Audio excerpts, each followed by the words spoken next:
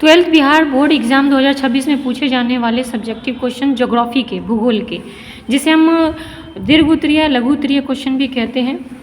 ठीक है दोस्तों, अगर आपने ये कर लिया ना, तो वाकई में मैं कहती हूँ कि आपका एक भी क्वेश्चन फाइनल में छूटेगा नहीं, बस इसको आपको करके जाना है।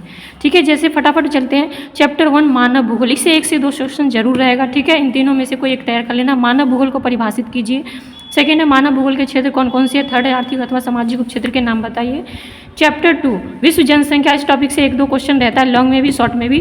फर्स्ट है जननांकीय संक्रमण की 3 अवस्था के बारे में बताएं। सेकेंड है भारत में जनसंख्या के असमान वितरण के लिए उत्तरदायी कारकों की विवेचना करें। जनसंख्या में वृद्धि या जनसंख्या घनत्व के कारण बताइए।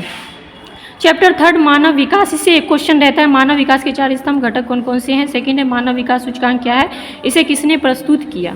चैप्टर 4 प्राथमिक क्रिया, इससे 1 से 2 क्वेश्चन रहता है, जैसे कि पूछ लेगा कि सहकारी कृषि या सामूहिक कृषि कैसे की जाती है, गहन निर्वाह कृषि और रोपण कृषि।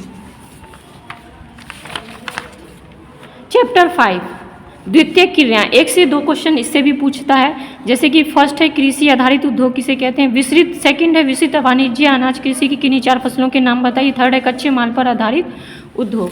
चैप्टर 6 तृतीय क्रियाकलाप, 1 से 2 क्वेश्चन इससे रहता है, जैसे संचार क्रिया किसे कहते हैं, संचार से आप क्या समझते हैं। चतुर्थ क्रियाकलाप और पंचम क्रियाकलाप में अंतर बताइए।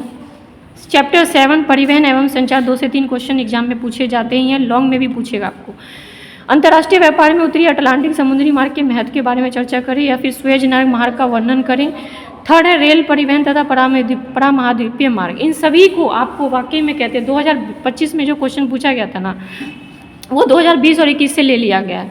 इसलिए मैं कह रही हूँ कि अगर आपने इन सभी क्वेश्चनों को कर लिया तो वाकई में आपका एक भी क्वेश्चन छूटेगा नहीं फाइनल ईयर में।